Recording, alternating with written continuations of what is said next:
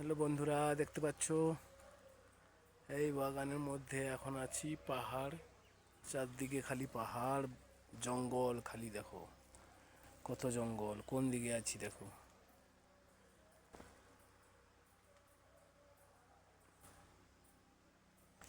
সবাই ভালো থাকো। আমরা পৌঁছতে বাড়ি পারবো কিনা ঠিক নাই। এসছি এখন 2 বছরের টার্গেট থেকে। দেখো উপরে দেখো কত, মানে কি বলবো, কত